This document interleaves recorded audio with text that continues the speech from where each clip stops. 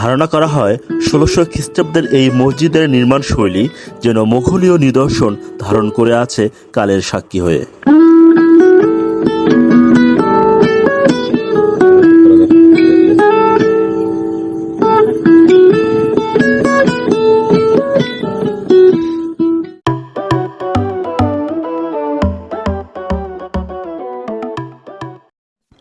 বন্ধুরা, আমি আছি মোগল নির্মাণ একটা মসজিদে।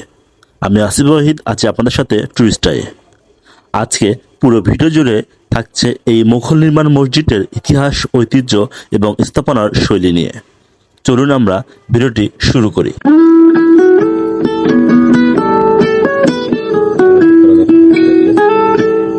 এই ঐতিহাসিক নির্মাণ শৈলীর মুঘল মসজিদের দেখা মেলে লালমনিরহাট সদর পঞ্চগ্রাম ইউনিয়নের সিন্দুরিয়া গ্রামে। মণ্ডলপাড়ায় এই মসজিদটির অবস্থান সত্যি আপনার চোখকে বিমোহিত করবে।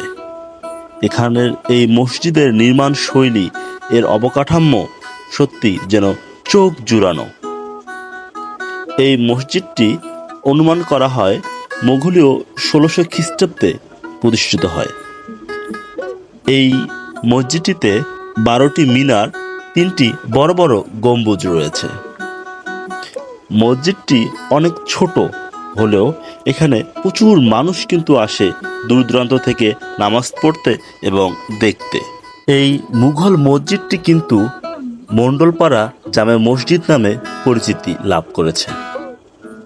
এখানে একটি পাঠাগারও কিন্তু রয়েছে। আপনারা দেখছেন এর নির্মাণ শৈলী, বেশ চমৎকার নকশা এবং কারুকার্যে এই বিল্ডিংয়ের দেয়ালগুলো। মসজিদের এই নির্মাণ শৈলী কিন্তু চুন, সুরকি, পাথর দিয়েই করা। আপনারা দেখছেন দেয়ালগুলো, দেয়ালের নকশাগুলো একটা মোঘলীয় নিদর্শন মিলছে।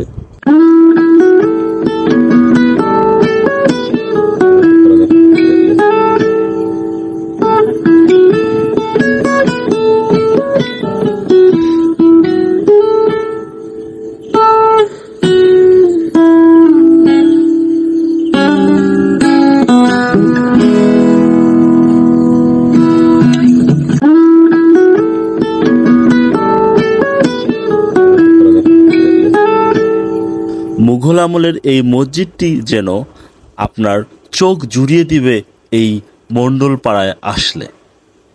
এই মসজিদের দেয়ালের গায়ে কিন্তু বিভিন্ন ধরনের নকশা আপনারা খেয়াল করছেন। আমরা এই মসজিদটির চারপাশে রাউন্ড করে আপনাদের দেখানোর চেষ্টা করছি। আপনারা দেখতেছেন ছোট্ট একটা দরজা কিন্তু এখানে।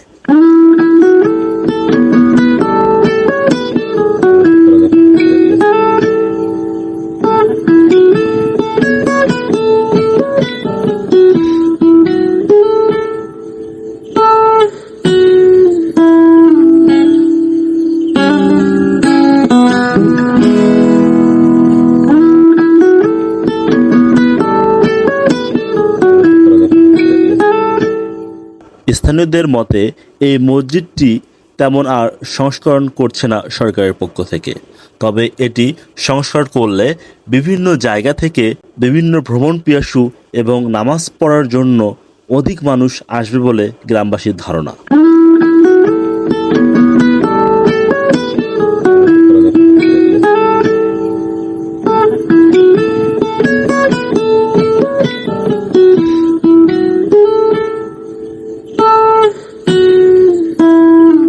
কি চমৎকার কারুকার্যে এই বড় 3টি গম্বুজ দ্বারা মসজিদটি বেষ্টিত, সত্যি চোখ ধাঁধানো এক মোঘলীয় নিদর্শন।